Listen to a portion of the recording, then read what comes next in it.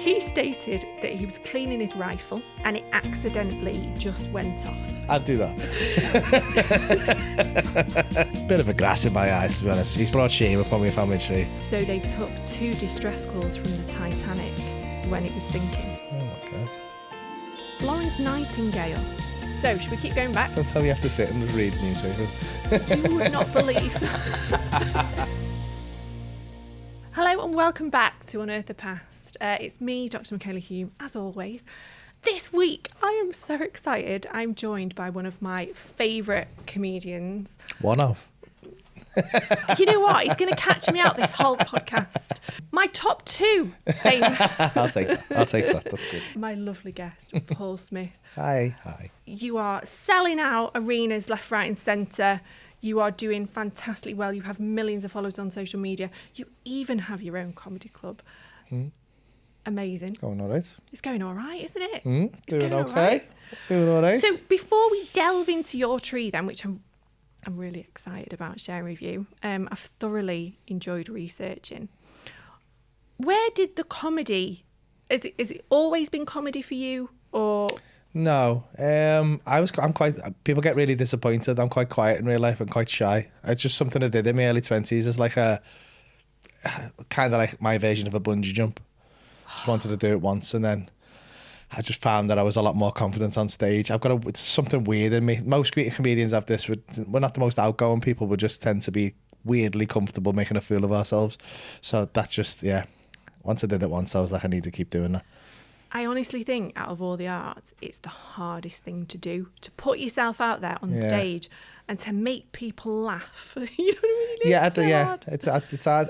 I find it quite natural, to be honest. I'd rather do that than be a gymnast or something. Right, should we delve into your tree? Yes, please. I'm excited about this. So, I hope it's a good one and not like everyone's just a builder. What would be the worst case scenario, like a tree full of builders? I don't know. Yes, everyone's called Smith and everyone's a builder. Well, obviously. So, there we go. Cut. When I looked into your tree, straight away I thought, just because of your surname, I thought it's probably going to be difficult just because of how many Smiths they are. You've probably got a tree with some of the worst searchable surnames, like Smith, Jones is another one. I could go on, but I thoroughly enjoyed researching it, and I think I've done all right. Okay. How far back did you get to? Can you say? God, so on some of the lines back into the 18th century, pretty comfortably. Oh, nice. Weirdly, the most difficult line to research was obviously the Smith line. Yeah. And that's just because when I struggle with something, I always then go to your DNA. Yeah. You have got Smith in your DNA, and you've got the offshoots of the Smith branch in your DNA. But weirdly, not many direct Smith cousin matches. So you are definitely a Smith. We know that because, for example, who the Smiths marry into, you share all their DNA.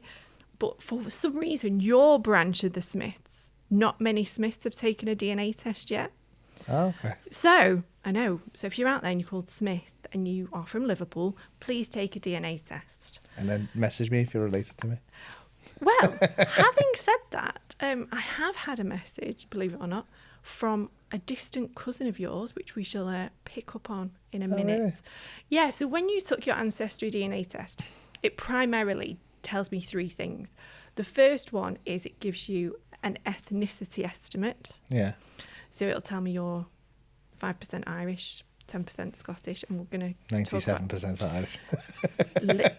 All his branches, Laurie, go back to Ireland. Like every branch goes back to Ireland. I'll take that. Then what else it does, it gives me your traits. So it tells me whether you're a morning person or a night person. I know we spoke about this in the lift.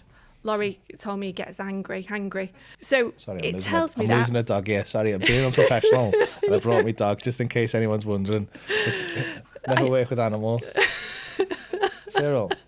But we love Cyril. On this podcast, we actually prefer dogs to people. Yeah, so it's all we're right. going to do Cyril's next.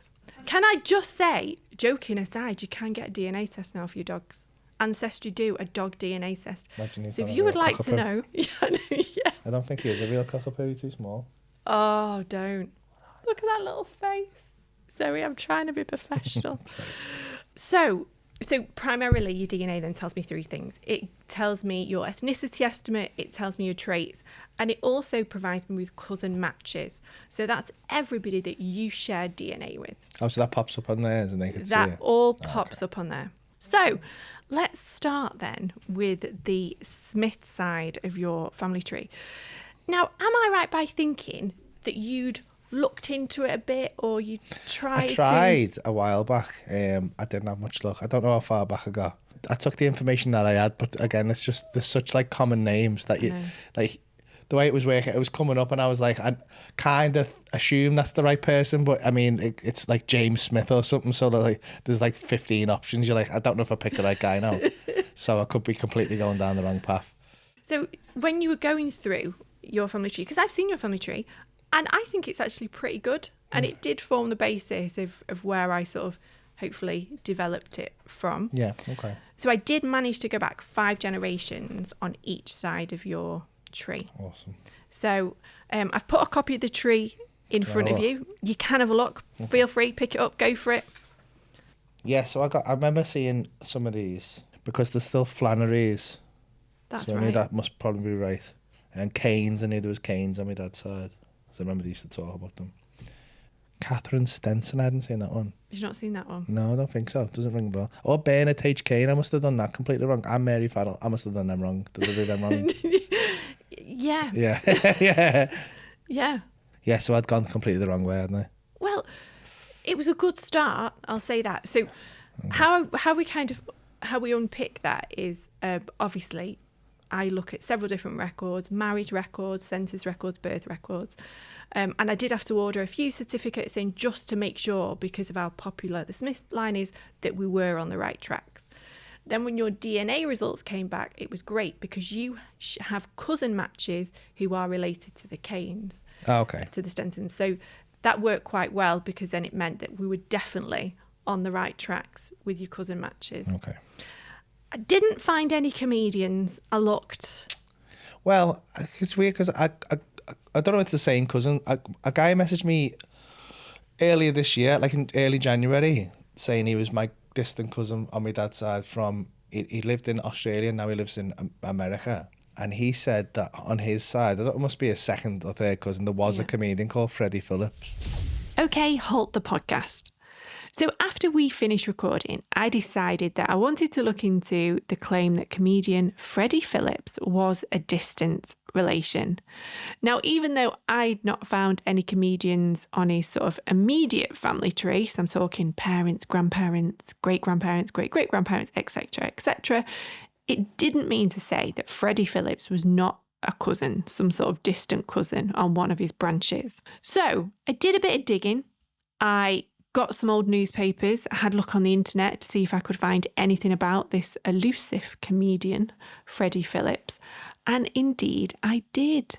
So I managed from searching in the newspapers to find out where he went to school and the area that he lived in. Now, if you're from the Northwest, the area is known as the Wirral. We often call it over the water. Having this information, I then went back to the family tree and had a look at all the great aunties and uncles, great great aunties and uncles, and had a look at their children. And indeed, I did find that one of Bernard Cain's daughters married a Phillips, and they had a son called Frederick Phillips in 1949. Now, I have ordered the birth certificate. It's not come back yet at the time of recording this podcast, but I do think it is a match. I had a look into Freddie and had a look into his life and his career. He was born in 1949 in Liverpool. He was a singer and also a comedian. He was the lead singer in a group called Beano, and they toured all the sort of northern working men's clubs in the 70s and the 80s. Beano was made up of Freddie, Ken Smith, Ray Johnson, and another guy called John Birch. In 1986, he appeared as a stand-up comedian on a show called New Faces. You may have heard of New Faces. It's a show that people like Lenny Henry appeared on back in the day. The last snippet of information I could find about Freddie was that he'd moved to Tenerife with his partner Mary, and he was a local tour guide. And apparently his tours were extremely funny. So I've managed to track him up to about 2012. I don't know what happens to him after that date. So Paul Smith is related to a comedian called Freddie Phillips. Back to the podcast. So let's start by going down the Smith side then. Okay. So your granddad is Robert Smith. He Yes. was born in 1924 in Liverpool. And the first record that I have for him is his marriage certificate. Now, going back, so as you follow the family tree back, I managed to find Robert's parents, which were also Robert Smith and Jane Farrell. This is a joke because my mum always laughs about this because his brother's called Bernard Robert and he's called Robert Bernard, and I think that goes back. And he tried to so I'm Paul Robert. Yeah. He tried to call me Robert Bernard. Did he? And my mum would never. Not having it. She's like, no. He's like, no, that's the stupidest thing ever. Yeah, well, so my mum saved me from that fate. Weirdly, they're all called Robert, aren't they? Yeah. So if you go back, it's all called Robert. Managed to find Robert Smith and Jane Farrell, who were your great-grandparents, just before World War II, and they're living on Lace Street. In Liverpool? In Liverpool. Nice. Your great-granddad was born in 1889. He was also born in Liverpool. And his father, which is your great-great-granddad, as I mentioned, he's also called Robert. And he's working as a carter. So basically, he's like probably a bit like a DPD driver cool. Of the day. So he's moving stuff back and forward. In 1901, the family are actually all living with their in-laws. They're living with the Cains. I don't know if you can see that on the on Jane the Crane. That's it. Great name. Yep, Jane Crane. They're living with the Cains and they're living in a court just off Gladstone Street. I actually have your great-great-grandparents' marriage certificate if you would like to see it. I'd love to see that, yeah. Yep. And just to make matters even more complicated, it's in Latin because it's Catholic. Okay. But I'm hoping that you should just I imagine you speak Latin, so it sounds. I do. Is that Still Street? Yeah. I want to try and find all these places. So that I imagine a lot of them don't exist anymore. No. So the buildings have gone, but the streets are still there. So I have managed to get pictures where I can of some of them, but the buildings have gone, but the street is still there. So not only is this record in Victorian terrible handwriting, it's also in Latin. It's like the worst test I could have possibly given on you. So it's Robert et... Yeah. Something Smith. What's her name? Let me have a look. Here we go. Right. So we've got... So they married, I think, in June 1920. Robert Smith. Right. Okay. So this is something that comes up a lot in your family tree, is how you spell Smith. Okay. So sometimes it's been smelt. Sometimes it's been spelt as like Smythe, but it's still Smith. It's just how the way they spell it. So they do SMYTH. Oh, okay. Yep. So it's just another way to spell it. So so they live on, I think it's Stilt Street. I think it's called Stilt Street. That's basically saying who are his parents. So his parents are Robert and Jane Smith, and again in brackets it's like Smythe. And then you've got Mary Farrell, and her dad is Patrick and Ellen Farrell. Okay. And then they've got two witnesses who also they're the Clarks, and that is where Robert Smith is living. He's actually living with them at the time of this record, and the Farrells are living at 35, so they're just 2 doors up. So they potentially could have met because they lived 2 doors up from each other. Ah. Which is quite nice. I suppose that's how people met before Tinder, isn't it? I don't think they were swiping. Just waving. Yeah.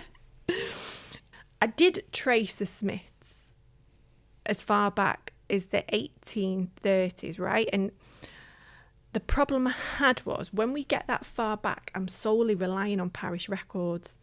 And because of how popular the name was, going back further than that was difficult because, to be honest, I just couldn't 100% say it was them.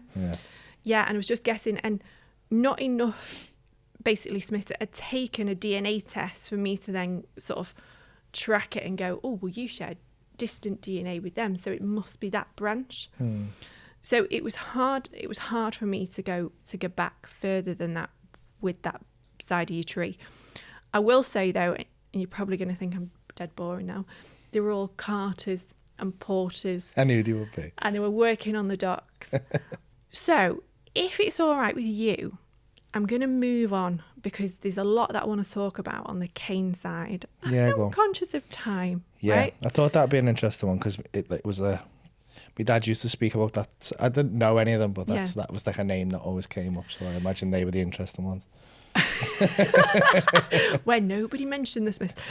So I'm going to now then go on sticking with your dad's side. Yeah. Yeah, we're going to talk about the Cains. Do you remember any of the Cain side of your family? No, because I mean, I never met my granddad on that side. It says living here. Well, I hope he's not. No. Well, I'd be happy if he was. But I was told he was dead. So I knew my nan, so I knew Mary. Yeah. Obviously. But yeah, no, I didn't know anyone further back than that. Okay, well let's dive into that side then. So I'm going to start with your great grandfather, who is Bernard Cain. So Bernard Cain was born in 1900, and his wife, your great grandmother, was called Catherine Stenson. And just before the war, the family are living at 28B Great Richmond Street. Now, Great Richmond Street is obviously Liverpool. It pops up a lot on sort of different sides of your family tree. All your family trees seem to be sort of around that area, like Burlington Street, Scotty Road, you know, all sort of that area. I don't know Liverpool that well. You two probably know it better than me, but they all seem to be around that neck of the woods. Yeah. So just before the war then, he is working in the warehouse of a sugar factory. And I think it's probably Henry Tate and Sons, which became, I think, Tate and Lyle. And that was on Love Lane. Yeah. The reason I think that is because his mum, who you can see on there, his mum's called Ellen. I don't know if you can see her on there. Ellen Esther Glennon. Yeah, Ellen Glennon. She is working at the same factory on the 1921 census. Ah. So I'm presuming she probably gets Bernard a job working in the factory that she works at. Missing from the register when I have a look at it are their two sons, and that is because the second son, which is Philip, was not born until 1943. However, the oldest son, Bernard, should be on the register. So I've mentioned that they've had all these kids. I've mentioned that they've got Mary, Bernard, Josephine, Kathleen, Bernadette and Philip.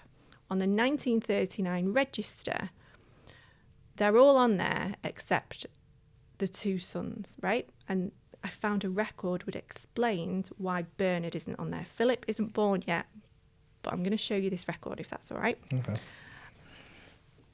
Oh, God. Fatally injured by bus. Oh, no. Oh, God. Poor Bernard. Boy who ran into the road. Bernard Cain, aged 6, son of a labourer living in Great Richmond Street, was knocked down by a Ribble bus in St Anne Street on Wednesday and fatally injured. Oh. At the inquest held yesterday by the city coroner, the jury returned a verdict of death by misadventure.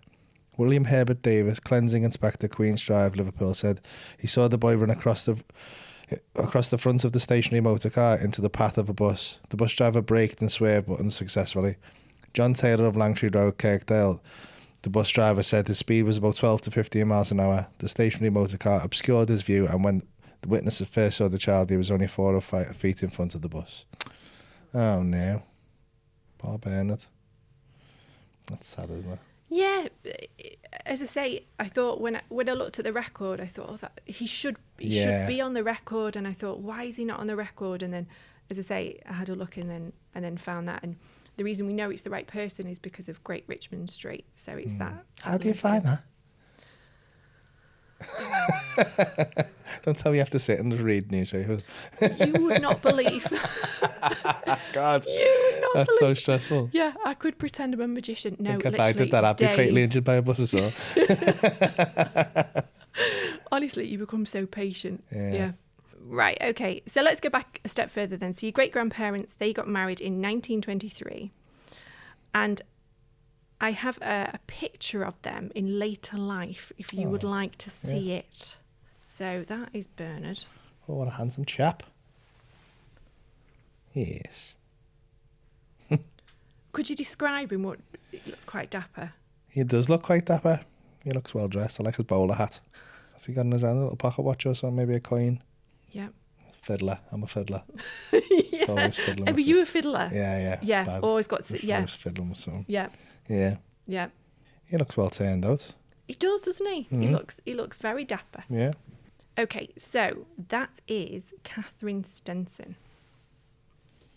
Ooh, she's fancy one. It's a nice fair coat, isn't it?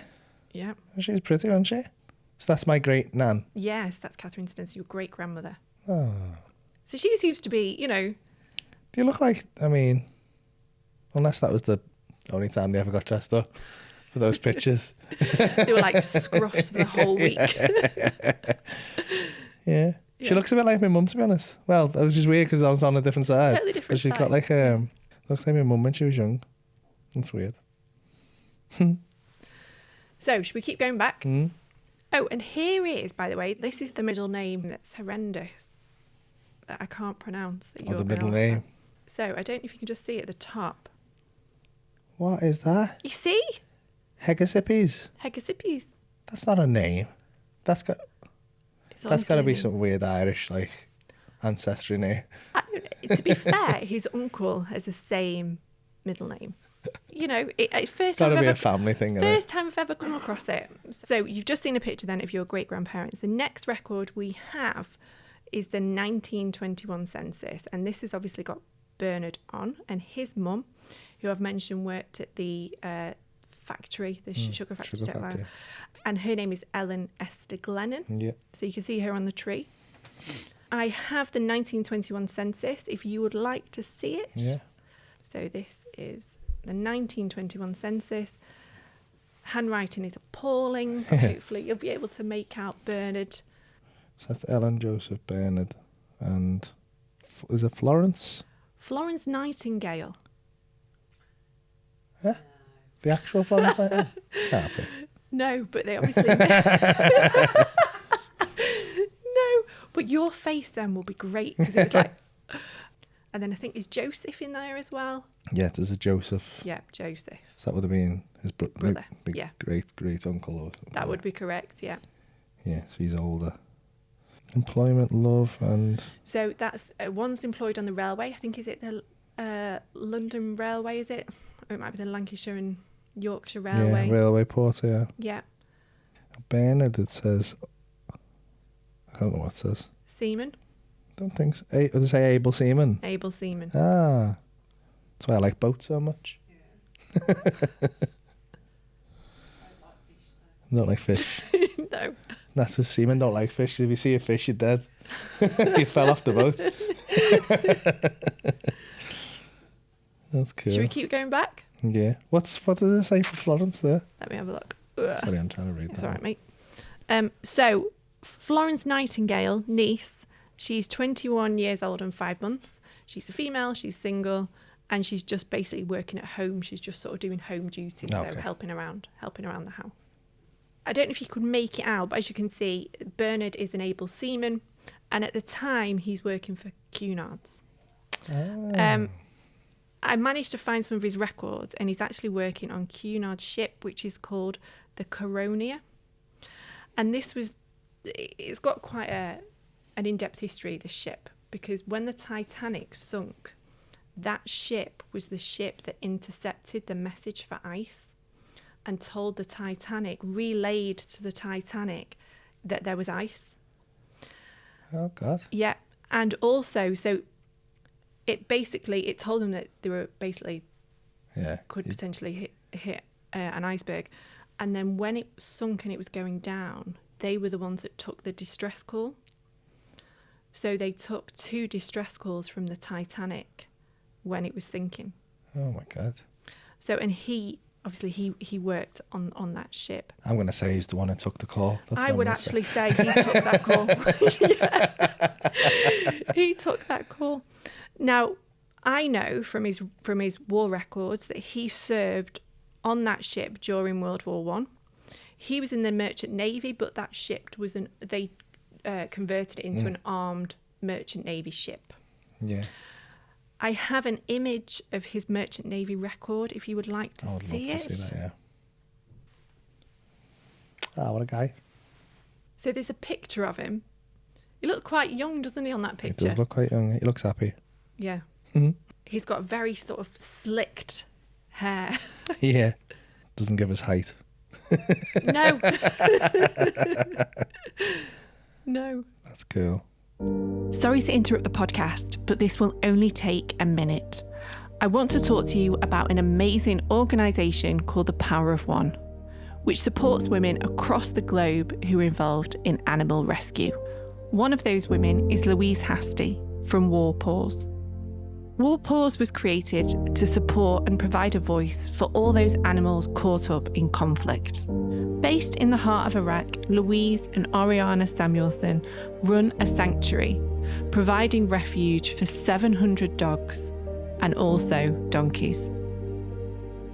However, inadequate facilities, financial pressures, and a decline in rehoming rates are putting these animals at risk. But this is where you can help. War Pause are desperately trying to raise £25,000. This money will build 23 new kennels, 5 airlocks and 21 concrete pools, which will help improve the animals' living conditions. All the details of how you can support War Pause and The Power of One will be in the description below. I know times are tough, but if you can donate anything, that would be great. Or even if you just tell people about The Power of One and the amazing work that they are doing, we would be really appreciative. Thank you so much for listening. Now back to the podcast. I think it's probably fair to say that Bernard didn't have the best starts in life. And that was because when I was doing my research, I found that from the age of 6 months old, he was in the workhouse. Oh, no. Oh. Yes. So his mum, who you've looked at, Ellen, she was obviously married to her husband, and I don't know if you noticed, but when you looked at the 1921 census, he wasn't there. He's not there. So what happens is she is married. The dad is called Philip Joseph Cain, and he's a tailor, and they're doing pretty well with the tailoring business. So they're advertising in the local kind of trade directories. He is what we call a journeyman tailor. So that means that he's spent 7 years as an apprentice and he's basically one under a master tailor, and he's doing well. But when Bernard is only 6 months old, he becomes ill, and the whole family go into the workhouse. Now, I think he's in it because it's also a hospital, right? And if you don't have a lot of money, where do you get healthcare? Where do you get looked after? It's the workhouse infirmary. So I think he's in it because of that. He dies when Bernard is only 3 of a brain tumour. Oh, God. All the family, her and her sons, are all in the workhouse. But they don't stay in the workhouse. Good. So on the next record I have for them, which is the 1911 census, they are split up. So she's got the oldest son, who's called Philip. She's got him, and she is living at 155 Burlington Street. And next door in 157 is her parents, and they've got the other 2 lads. Oh, okay. So basically the other 2 lads have gone to live with her parents. Now, in 1914, as we've mentioned, because you just had a look at Bernard's Merchant Navy record, Britain joins World War One. Now, because of his age, we know that Bernard must have joined towards the end of the war. Joseph, the other brother, I think it's him. I think he tried to fudge his age because he would have been well too young, but got caught and got kicked out. But Philip signs up, the other brother. Philip signs up on the 1st of September 1914, and he signs up to the 12th Battalion of the King's Liverpool Regiment. I don't think he took particularly well to military life. So the next record that I found for him was on the 31st of August 1916, when he shot himself in the foot. Oh, thank God. Thank God it was the foot. So what, he just shot himself to get out of it? Now, he stated... I'd do that.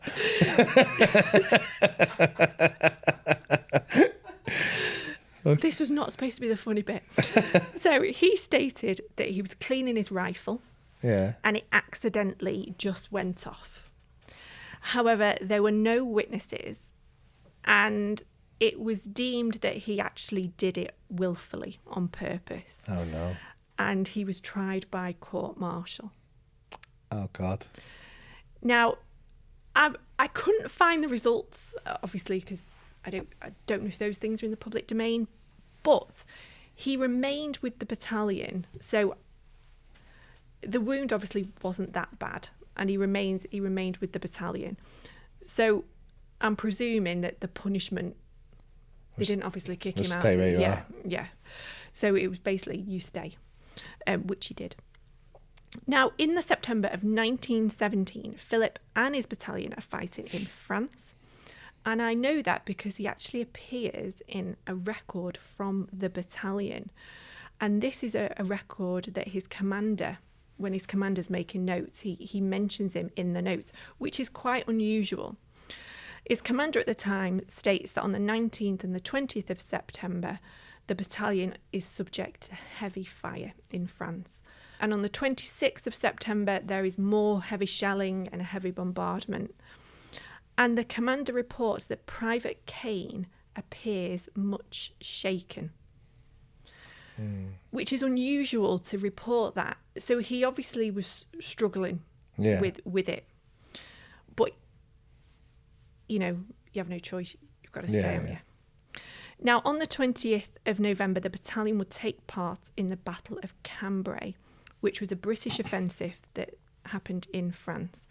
And this was, I suppose, a new way of looking at warfare, right? So they were not just using men going forward, soldiers on the front line pushing forward with their guns. Now they were also using aeroplanes and, for the first time, tanks.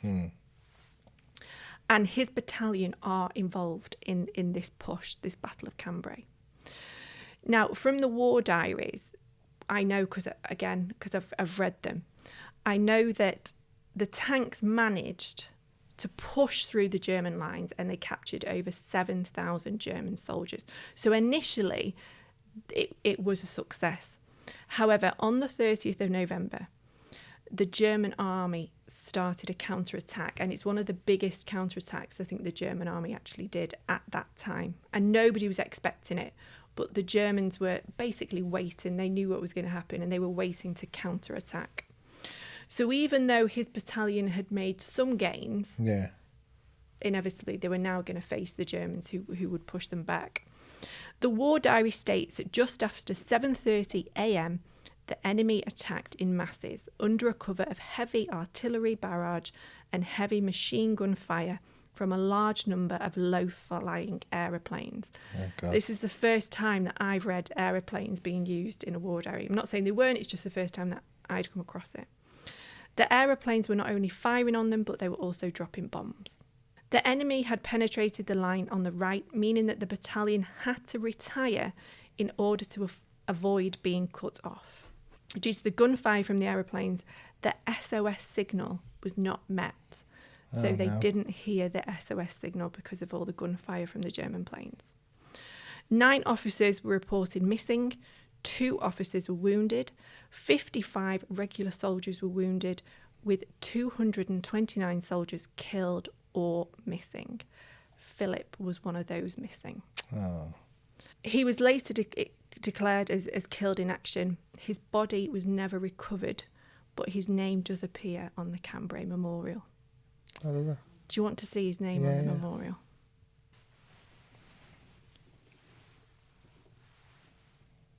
Oh, yeah.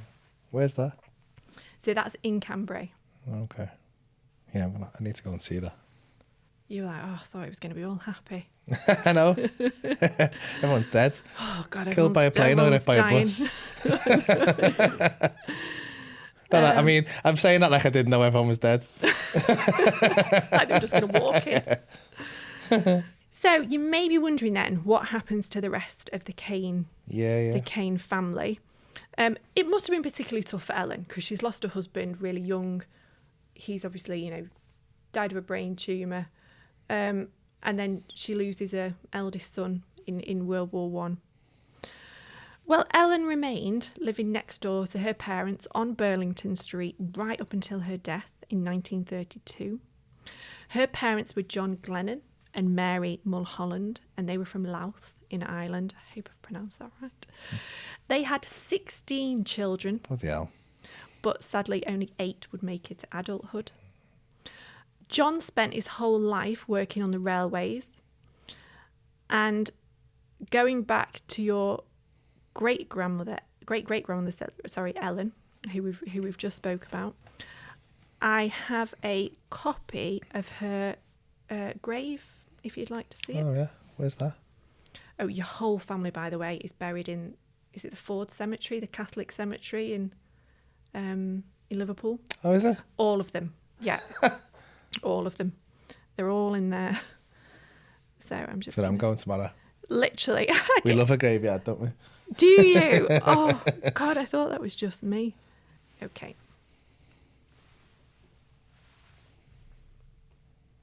Said, "O Mother of Sorrows, intercede for the soul of Ellen Esther Cain, who died April 23rd, 1932, aged 60 years, R.I.P. Erected by her son Joseph Cain, also Bernard Cain, grandchild of above, who died January 7th, 1937, aged 7 years." So he was the little one that ran out in front of the car. He's also in that plot as well. Ah. Now, as we've already mentioned, Ellen had, a pretty tough beginning, losing her husband. The whole family's in the workhouse, they're really struggling. But I did manage to find her probate. So what she left when she died. And I thought I'd just let you have a look at that. I don't know if you could. Ellen Esther of 157 Burlington Street, Liverpool, widow, died 26th April 1932 at 28 Catherine Terrace, Broad Green Road, Old Swan, Liverpool. Probate, Liverpool, 13th September, to Edwards Marshall, steelworker, and James Alfred Martin, solicitors, managing clerk. Effects, £1,435, 17 shillings, 11. What's? I've put that in brackets. What it is today. 125 grand, flying. She's all right then, isn't she? She ended up all right, didn't she? Yeah. After being in the workhouse, struggling. Yeah. She did okay. So, going back down the Cain road. So, I don't know if you can see on there, but I went back to your third-time great-grandfather, Philip Cain. Yeah. He was born in 1841. And he actually he's the one that came over from Ireland, settled in Glasgow. Oh, really? Didn't come straight here. And I think in Glasgow is where he served his apprenticeship. He settled in Glasgow, and while he's in Glasgow, he meets your great-great-great-grandmother, Sarah Gillan. She should be on there as well. No, this one's going to go back that far, I don't think. Oh, no, it doesn't, sorry. Sorry, yeah. Right, when you actually go on it, if you press the little arrows, it'll take you back.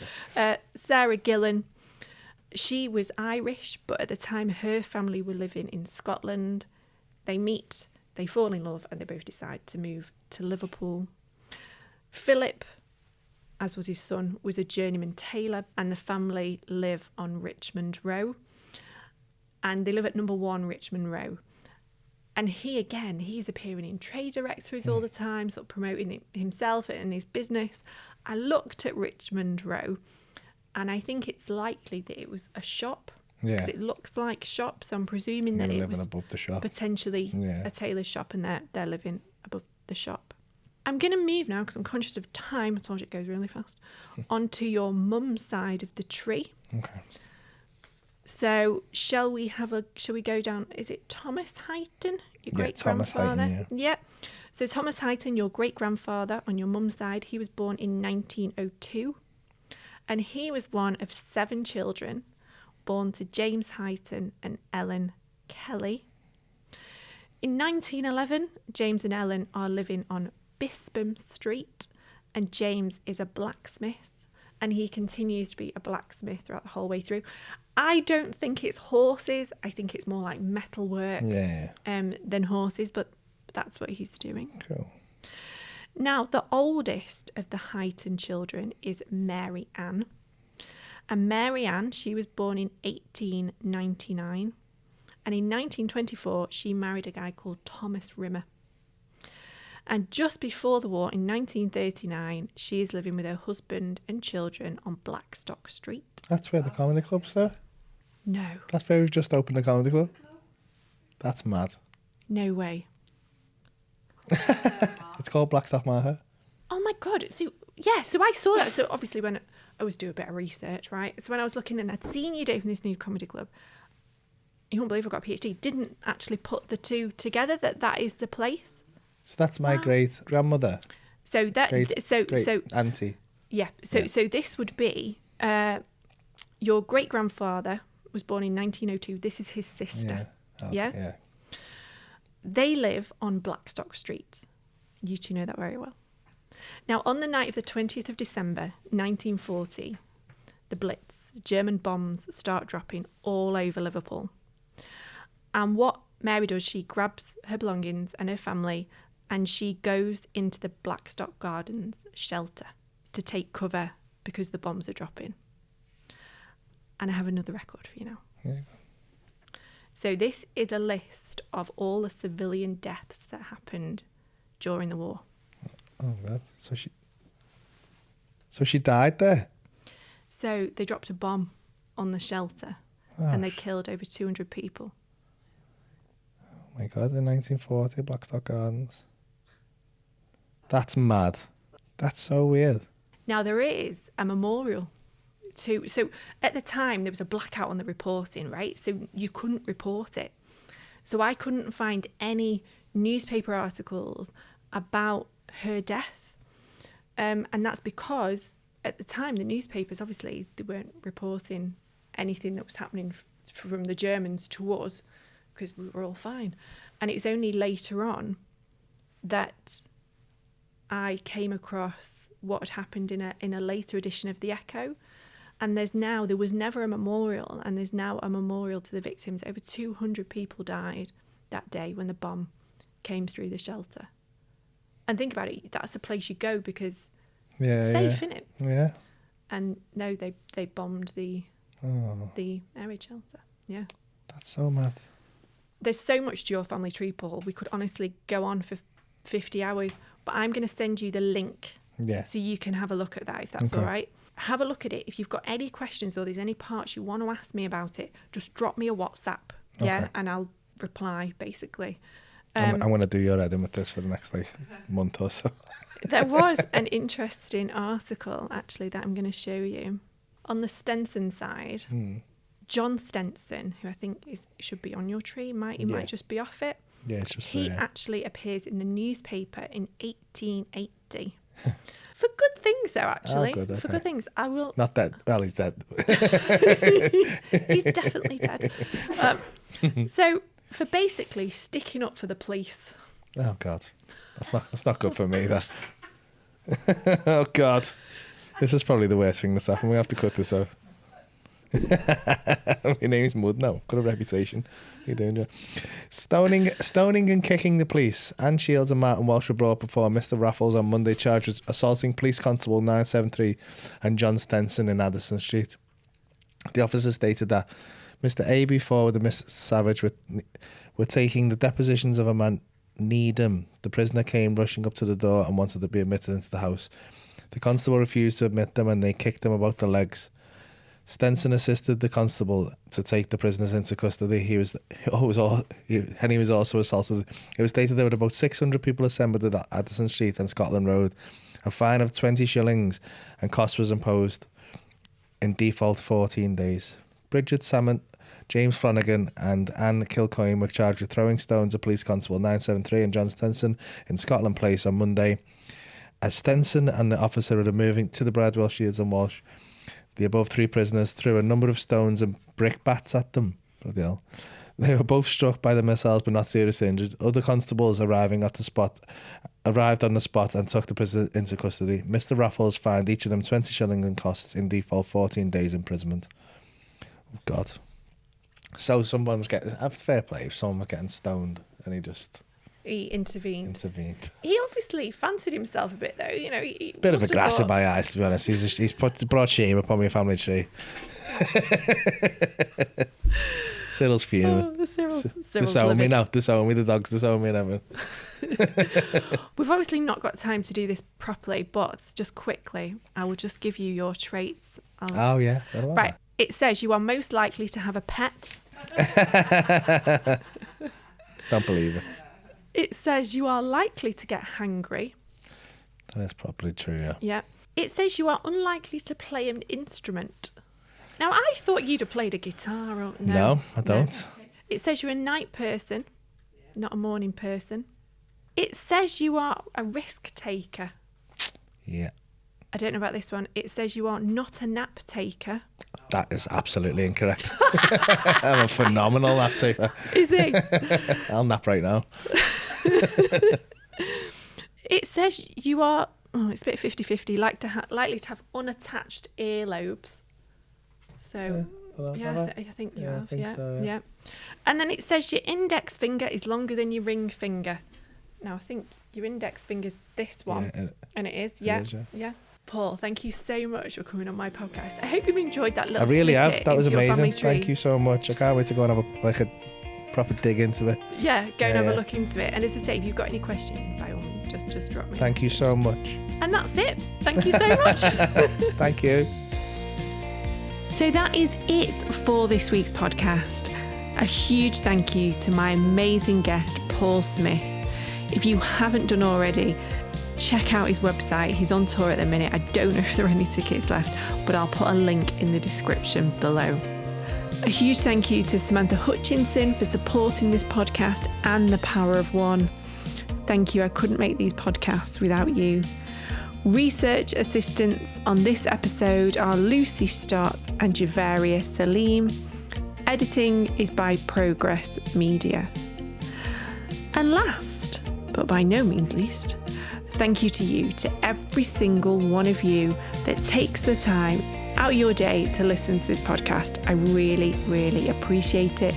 And don't forget, if you want to get in touch with me, if you want to send me a message, you can do so via my website, which is www.michalahume.com, or you can get me on social media. I shall stick the links in the description below. So I will catch you next week with another amazing guest and another very interesting family tree. You will not want to miss it. See you next week.